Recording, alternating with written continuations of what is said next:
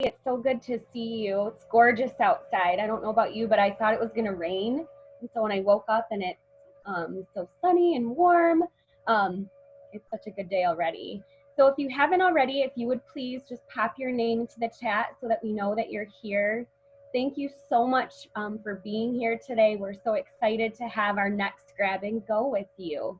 And we're going to go ahead and get started. We just want to welcome two teachers that are joining us today. We have Pam Grenay from Gull Lake in Richland. She's a kindergarten teacher, and Allison Charles, who's in Climax Scott's, also kindergarten. A lot of the feedback we're hearing from teachers is how to best engage with families and with students, and we have two teachers that were so gracious to share some strategies they're using. We hope today is really helpful for you. So we're gonna get going. We're gonna start with Pam Grenay. She is going to kind of share some videos and some tools to kind of help you think about how you can use Screencastify with engaging students on a media platform.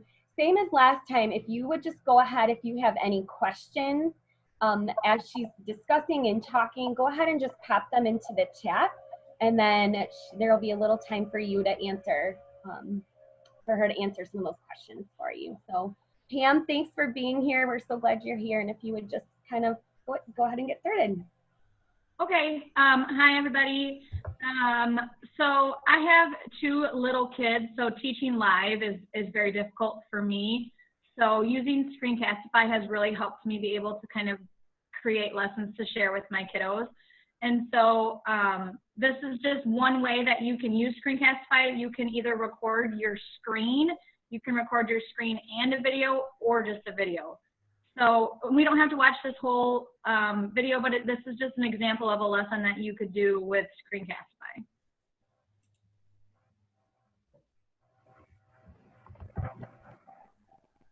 Good morning. Say hi. Hi. All right, guys, we are working on reviewing all of our vowels. Remember, vowels have two sounds. So A says a or A. I says it or I. U says or U. E says or E. and O says or O. Very good. So we're going to write some words with the short vowel sound, and then we're going to write some words with the long vowel sound. So Ava, the first word we're going to write is hat. Hat. Hat. Remember the And we want to use lowercase letters because we're not writing a sentence right now. All right, so we have hat. Okay, Ava, do you know how we can make that say hate? I know I don't like that word, but how do we make hat say hate? Bossy E. Say your own name. Yes, Mama E at the end makes the vowel say A. So now it says hate. But don't say that to a friend. Don't say that word. Nope. Okay. Go ahead and erase. Now we're going to write the word fat. Give me the sounds first. At. Fat. Yep. And make sure you do lowercase letters. Fat. Can you show them? Good job with those lowercase. Okay, Ava. How can we make this say fate? That's not a real word. It is a real word. Fate. Fate? Uh-huh. Like your heartbeat is like... No, not fake. Fate. How do I make this say fate? Bossy E or Mama E. Mama E at the end of the word makes the vowel say its same. So now it says fate. All right. Now we're going to write the word big. Give me the sounds. Big. Good. And make sure you have a B and your G dips into the basement. Jace. That's good. I never forget that. I always know, like, Big. when they dip into the basement. Yeah. Okay. This word is going to be a different word, but it's going to have, it's going to say I. Bike. Wait, do you know if bike is spelled with a K or C? Because they both kind of say the same sound. K. Good job. Bike with a K. Bike.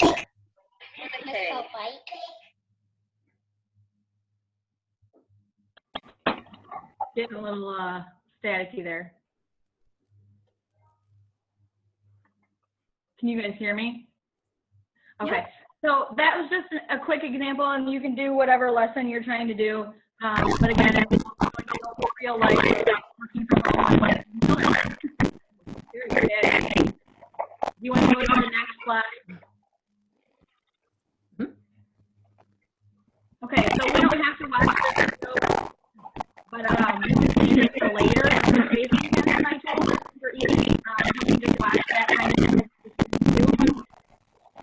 You want to go to the next slide? For my lesson, I like to invent kind of one. So this is a kind of how-to of how to invent videos to help support. You're getting some like feedback. Yeah, I can hear that too. Is it still there? Yeah. I wonder what if we get a problem kind of like well on its own? Is that okay? Okay. Nicole, if you want to kind of move forward to Allison, and then we'll come back to Pam, hoping that the issue resolves itself. You gotta love technology, right? Right. The distance learning struggle is real. Poor Pam. So Pam's slide was talking about how to embed those videos into your slides that you're preparing for your families. And I'm going to talk mostly about how to use technology to support paper packets. Our demographic at Climax Cats is really, sorry, I'm getting a little echo too, golly.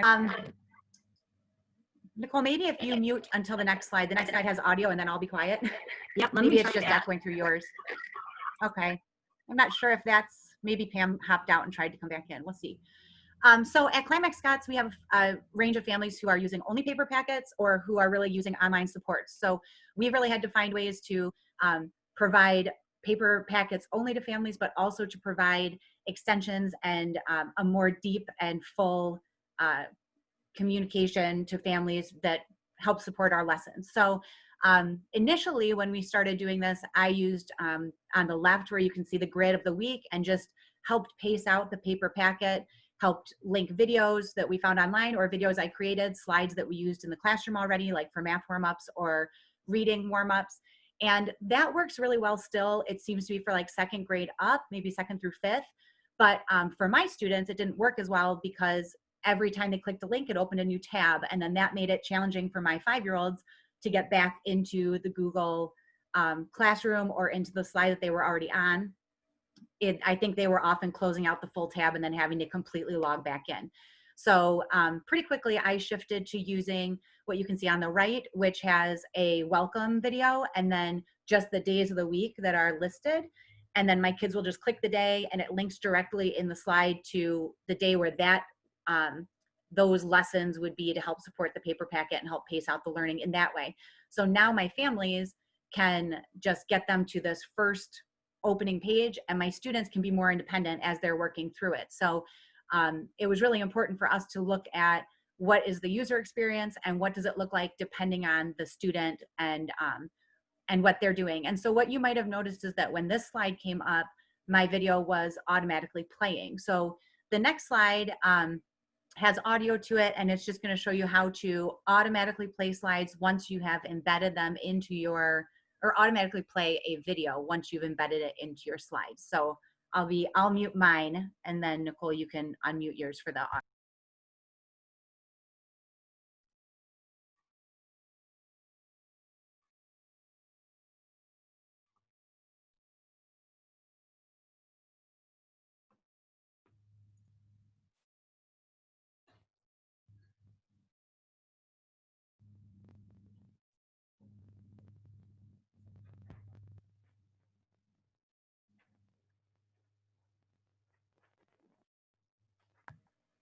I wonder if the problem is Zoom and not all of us. Could be. If you're looking at your weekly slide or whatever you're using that you would like to embed that video into, once your video has been inserted and you have it up on the screen, go ahead and select it. And then sometimes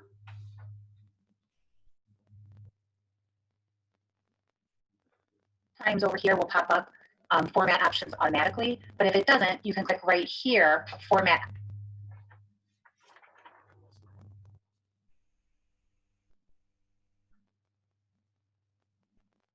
options. It's right under where it tells you the changes that are saved in the drive. So click Format.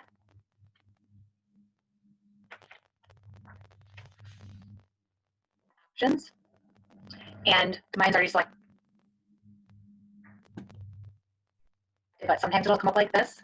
You want to check on that video playback. Hey, Allison, I'm wondering if you can kind of just describe what's in the video. I feel like that connection might be poor. I'm so sorry. Totally fine. I absolutely can. All right. So if you have put the video into your slide and you just select it, sometimes it automatically pops up where it says format options on the side. Other times it doesn't. And up at the top where it says changes that are saved in Drive, there's a spot. Can you hop back, Nicole, just so I can see it? I'm sorry. Sorry. So it will say format options, and then there's video playback on the side where the format options window kind of pops up.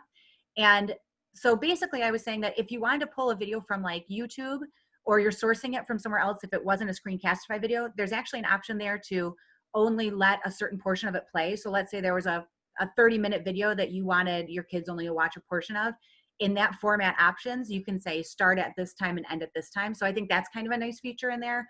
But what's been really important for me is to check that autoplay when presenting, because that means that when my kids are in that present mode, or if I'm sharing a presentation link, every time they just click, you know, the space bar or the arrow or click a mouse, when they go to the next slide, it will just automatically start playing. So that's basically what that video said. And then if we share this out, people should be able to see that, you know, on their own connection, because there must be something going on right now. Sorry, girls.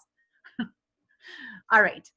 So moving forward, then we're going to talk about how to support our physical packets with the slides. So I use Screencastify most of the time. There's also Loom and just a variety of other recording tools, depending on what you're most familiar with.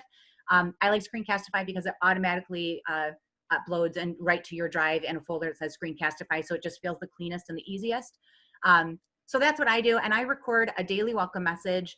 First, I record that one at the beginning of the week that says, here's what's coming up. This is our question of the week, our weekly focus as far as a letter or a sound. I might go over all of our amazing words for the week, or a math focus, like it's comparing numbers or working with teen numbers or whatever it is. My very first welcome video for the week is a broad overview. But then when they click on those days that said Monday through Friday, it sends them to a more specific video. It's still a little bit broad because I share shorter clips of more detailed lessons throughout. But this first video, and there's no audio to this, but this first video, it just is me talking through the letter sound of the week. I teach sign language in my room along with the letters and sounds. So I'm doing some sign language, talking about vowels so that they can see that. I provide just a brief overview. I pull out the pages they'll be working on that day, and I hold up the paper packet and say, this is how we're going to work through it. If there are material needs, like if there's scissors or you just need a pencil, most of the time they would have.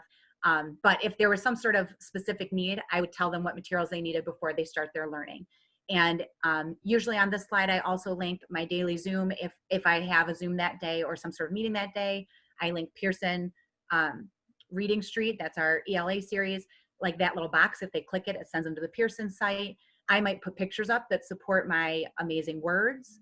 I start my reading lesson the next cycle into so videos are around 7 or 8 minutes, but that's kind of video of the day. So going on to just those videos not wanting to today. Okay. So this is just a video, which if it lets us see it, great. If not, I'll just talk through it. But I was scrolling through what my slide looks like for a general Monday. So I have that welcome video. Then I put up a Haggerty video because I don't think there's a need to reinvent the wheel. Those Haggerty videos that they're putting up are beautiful and they're done. And then I don't have to record that. So I support their learning with a Haggerty video. I might use some YouTube links to videos that my kids would enjoy to keep them engaged and entertained.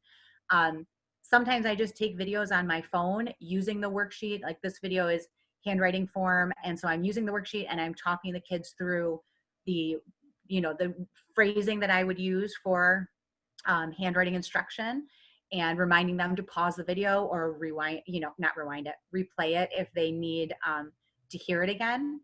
I take screenshots of any of my curriculum that has an online support. So like Reading Street and our math expressions both have online sites that I can take screenshots of.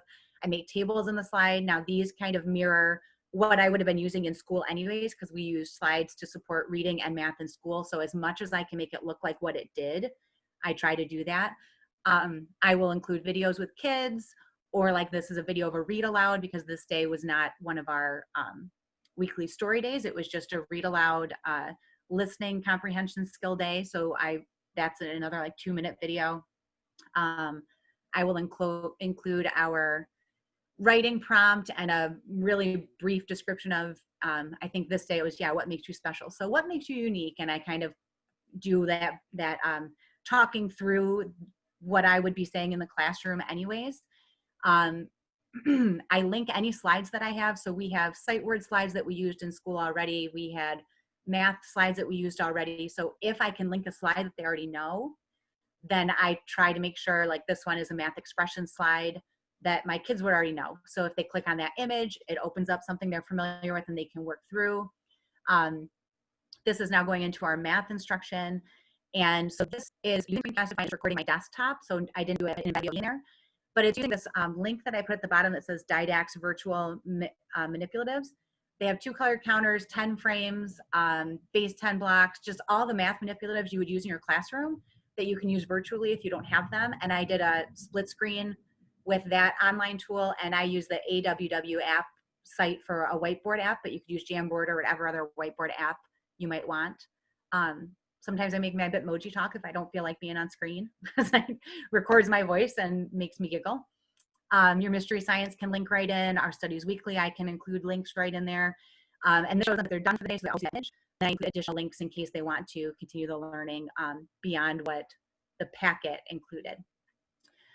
So on the next slide, I show you that sometimes I also use my students to help. So just like Pam used her daughter to help make that lesson feel more authentic and just have that child to kind of banter off of, I've been trying to record lessons with some of my students, and I'll schedule them for online one-on-ones. I asked them during a Zoom meeting what they felt most confident in and what they felt most comfortable with, because I said you could be the teacher. And they told me what they wanted to help with, and then I set up a time to work with them. So make sure that you follow any video recording and share safety protocols that your school already has. So the things that you've already had them sign, make sure that they're okay to share before you put them on. But the one on the left here shows a little boy. We were reading a decodable. I did have a kid who came on and just read it by himself. And I said, if you need a buddy to read with, you can read along with this friend at home.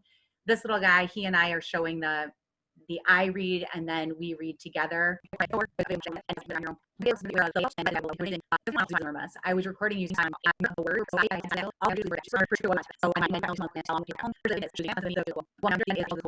and worked as like pretending it was a doc cam. And I was using Unifix cubes in the worksheet. The little girl brought a whiteboard and pennies from home. So we were just showing how you can use different tools at home. And she did all the math talk through the lesson as I kind of just guided and said, all right, let's look at the next one. What should we do? And she kind of taught through it. So Nicole, I don't know if we want to see if the next one will let us play the video. I can mute myself and we can try it again, but if it doesn't work. Well, and I was wondering, Allison, if we kept Nicole muted, I don't know if it's her connection maybe. Could you try to play the video, Allison? I can. I will just have to take over screen share and try that, you guys, and see if that works. Thanks for being flexible with us, right? All good. Let me get to this presentation.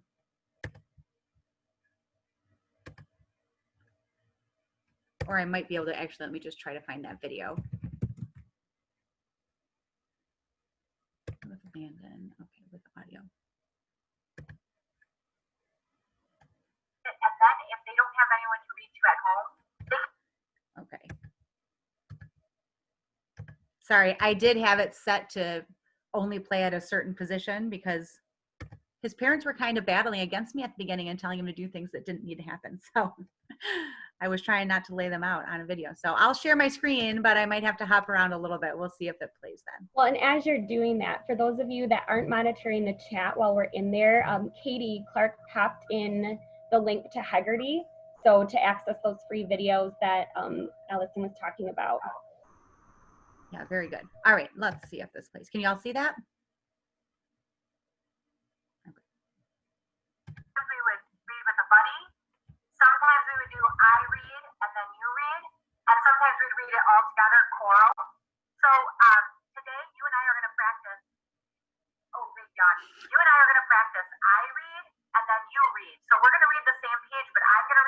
first, and then you're going to read it with me, okay?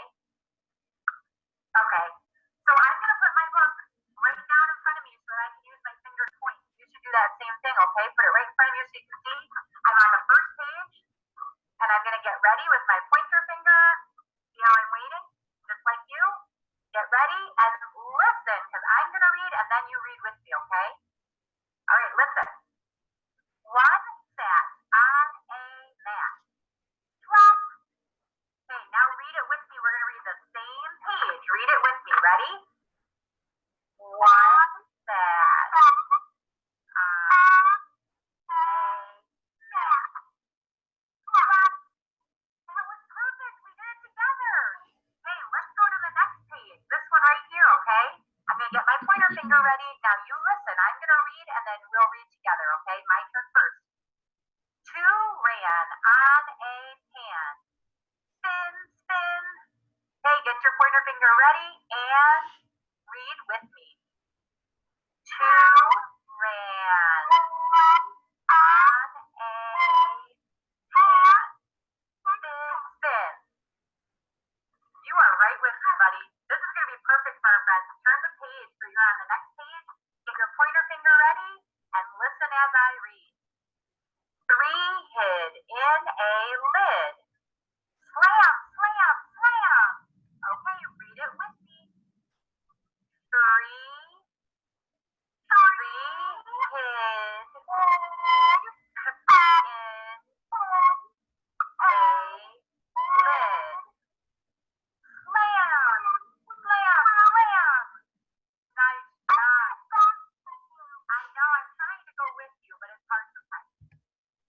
Okay.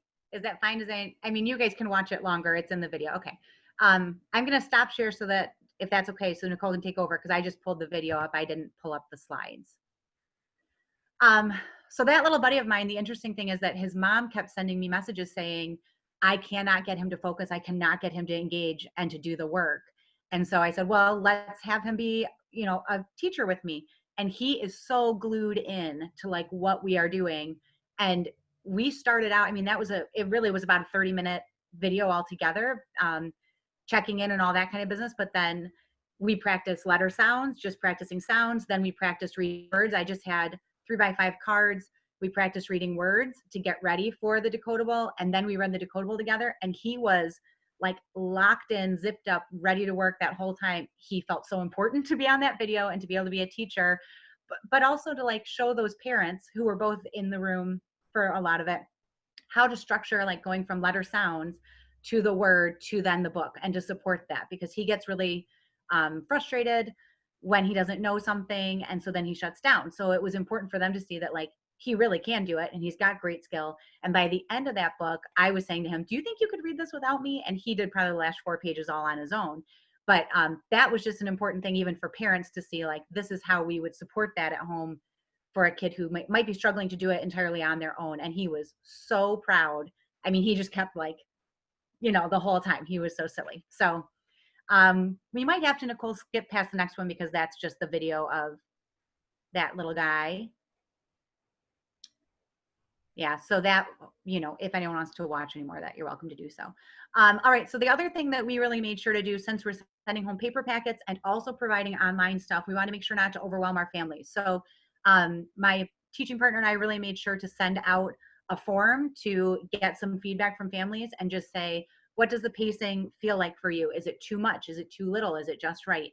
Did you use the online supports? If so, which ones did you use? And that was interesting to be able to see what online resources they even went to, and what they, I mean, there were some that said no one even tried. So it was like, I mean, I'm still going to provide it and that's fine. But also it was interesting to see from families what they felt was valuable or easy to use. And they actually did a really nice job, families, of writing us little paragraphs of text, like this was easy, this was hard. And that really is what made us look at that first weekly grid and say, okay, these things are not working, so let's transform it into this. Just making sure that what we're putting out to support is actually helpful to parents, because if they're not finding value in it, they're never going to put their little kids on it, and they're not going to be there to help support them. So we needed to make sure that we were giving them a place to have some sort of feedback and let us know what the user side looked like. So there's a link in this slide to just a basic form that you can, you know, make a copy and edit for your own use. Yeah, so that's just how we've been trying to support. And all those videos that I put in my slides, I have my TEs right in front of me, and I'm really just taking small videos of the stuff I would have been doing in school anyways. I mean, it's different, but it's the best we can do. So it's something. I just appreciate you sharing. I love the idea of collecting formative assessment data from parents. As a parent myself, I just think that's a great tool to be able to kind of gather some data about what's working and what's not working, because we're definitely evolving through this process. One of the questions that came up in the chat, Allison, is how do you make your Bitmoji talk? Oh, all right. So if you have a Bitmoji and you can, so first off, there's a Bitmoji extension, which I love because you can just add it to your screen and then you can open it from there and drag it straight into your slides, which is like a dream. If you don't want to do that, just take your Bitmoji and you can save the image and put it on your drive like you would download a picture and upload a picture.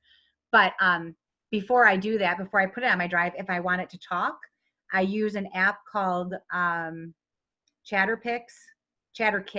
There's two of them. There's ChatterPix for adults. There's ChatterKid, which is super easy. You put a picture in. You can do this with like actual photos, because I do it with my kids for like 100th day, and then we make them talk and give advice of what they would say if they were 100 years old after you do like the aging booth. But any picture, you draw a line from the corner of the mouth to the corner of the mouth, and then you record just the audio, and it makes the mouth move, and it's hilarious. It just makes me giggle. I love it. Thank you. Thank you so much for sharing, Allison. Nicole's been doing a great job of archiving these sessions, recording them, and then putting them on our KRESA website. So what a great opportunity for you to share this with your grade level and kind of think through some of those strategies, especially as we start thinking about going into the fall and trying to increase that presence with the online learning in the packets and increasing that engagement. So thank you. I think we're going to try to flip back to Pam, and I think maybe we kind of figured out the issue there, and we'll let her talk through some of the video links that she made available to you so that you can kind of watch those later too.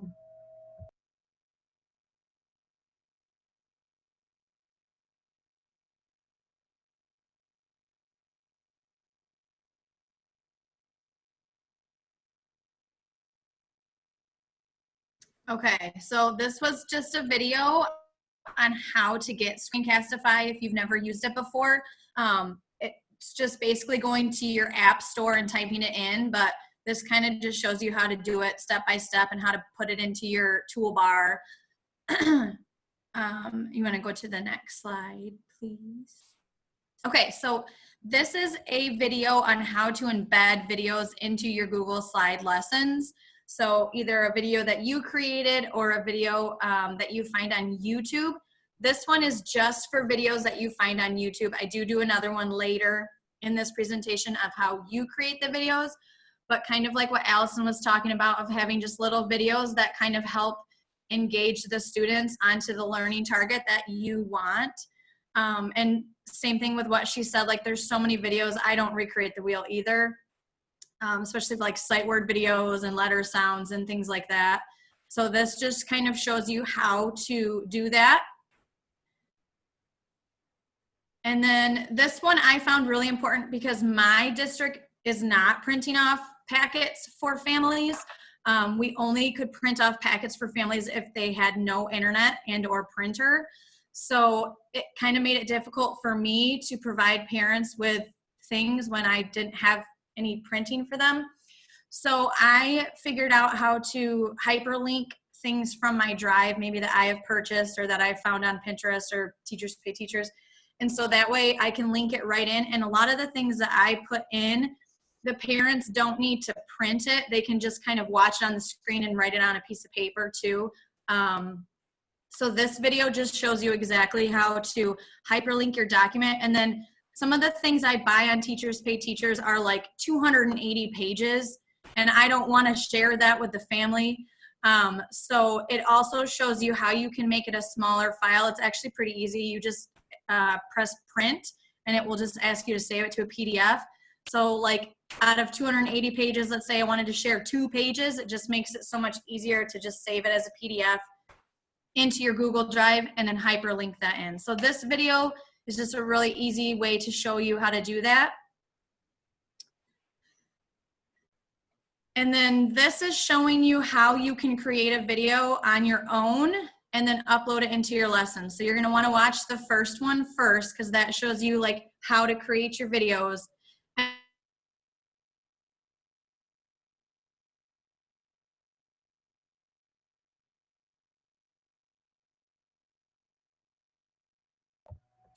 I think the tech world wants us all to be off today and continue our Memorial Day weekend, right? I think we maybe lost her. Pam, are you still there? Can you hear me? There we go. Yes. So what I was saying is that the Google Drive was really slow for me to embed videos, but I think that was just because it was when we all started doing this virtual learning stuff. But I just publish it to YouTube, which I actually love because then I can just go into my YouTube account and hit videos and find all my videos. So that shows you exactly how to do that. Yep, and that was it. Awesome. Thank you. I think your information was so well connected with Allison's, and it was nice to hear you guys kind of play off each other. We're going to skip past Allison's slide, and then Nicole is going to share a little bit on Jamboard, and then we'll give you an opportunity to kind of think about something that you want to take away from today to try. Great. Yeah, it's so amazing to see all of the things that people are doing, but yet we're so connected in so many ways. You know, whether the teachers are doing things remotely to engage their students or if they're doing it with packets as well. So I'm so thankful to be able to see what you guys have put together for us. I did think that I would show you a little bit about using Jamboard. Jamboard is a way to engage students whether you want to show them something or if you want the students to post information or work out answers and things like that. So Jamboard is kind of like an interactive whiteboard. It looks like this. Your screen looks like that once you log into it. Jamboard is really easy. All you do is you type in at your bar up at the top of your screen, jamboard.google.com. So I'm going to show you what that looks like.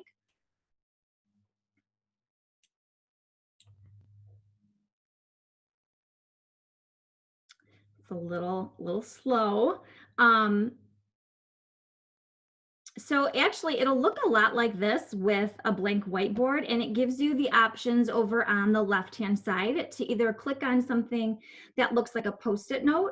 And so like on your Post-it note, you can pose a question for the student saying, you know, what have you done today? Or have you done any reading? And then the students can reply to it. So here it is, the Jamboard, and I have already started one right here. If you want to start a new one, in the bottom right-hand corner, there is a little plus, but I'm going to go to this one because I've already started one for you guys to see. And I just posed a little question by putting it in a Post-it. And hopefully it'll come in. And so if you guys went to it, or if I had my students go into it, they can reply to this. So I just asked the question, how might you use Jamboard to support learning? So over on the side here, these are your tools. So you can use this one as a sticky note. You can use this one as a pen. So if you wanted to show the students how to blend a word, you know, let's see, if we wanted to do hat, I could say, what sound is this? I could say, what sound is this? And I could say, let's blend it together. And then I might even add my other letter right here. And then we might blend the whole word together. So it's just a way, you know, to have it physically, virtually in front of you. The link, just like any other Google types of docs and things that you have, you can share them. So I'm gonna move this right here. So there's a button right here to share it. So I can post that link in a Google Classroom. I can post that link in an email to students. I can post it in my, I'm forgetting the little, what's that app that a lot of teachers use? And it has all the emojis where they're earning points. And a lot of times people communicate with Class Dojo. Yes, so you can post Class Dojo. in your class dojo like that. But again, it's just a nice way to be able to connect with the students. This is what the sticky note looks like. So you can choose different colors and you can post your answers right there. I'm gonna go back to the screen right here. And so if you end up getting a chance and you want to post some information to that, I have linked right here, and then Kristen's also going to put it in the chat for you guys to add some of your own information to that grab and go Jamboard that I started. If you need a little bit more support with it and want to know a little bit more of the details in learning how to set it up, go ahead and click on those links for later. The last thing I could show you on here is that if you're using this during a live section and you don't want to erase everything, you can also add another frame to it, maybe pose another question, but it's all saved in there as well. So one of the questions, Nicole, was grade levels, grade level recommendations. Which grade levels might this be best for? Oh, this could be used for young fives all the way through high school. In fact, there's actually a big whiteboard itself called a Jamboard that you can get this actual structure in your classroom where it's constantly there, and then kids and teachers can actually go up to the screen. It's kind of like a physical interactive whiteboard. But yeah, any grade levels can use this.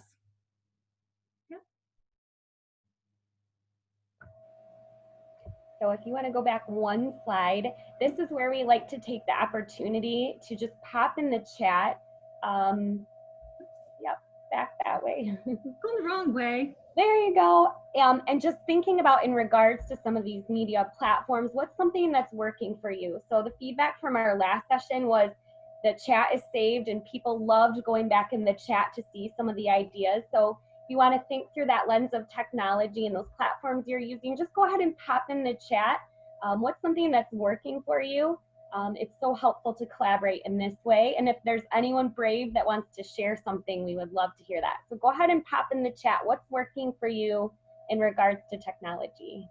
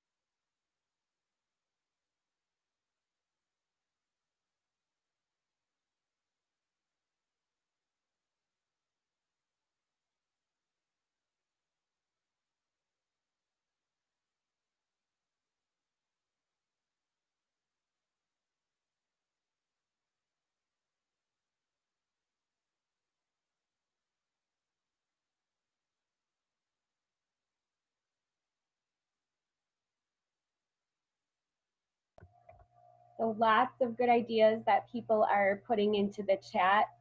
Just a good way for you to be able to collaborate with others. So we took some of your feedback from last time, and those of you that participated had said it would be nice to have a survey to kind of take some time to reflect. So you'll see on the slide that there is a link to that survey. One of the questions that we wanted to ask is, thinking about that it's the end of the year, would it work for you to still have another grab and go for still in this year, or thinking about going into the fall? So if you would take a little time, just a couple minutes, and kind of give us some feedback, that really helps us to plan going forward. We're always looking for volunteers of teachers that want to share some great things that are happening. Just gives us an opportunity to learn from people that have their boots on the ground. Shout out to Pam and Allison. Thank you so much. Look how graceful they were, even though we were struggling with some of our technology. All of the links and resources will be on our website. so that you can feel free to watch this, and the chat is saved in addition. So our next grab and go is TBD. We're trying to kind of plan for that now.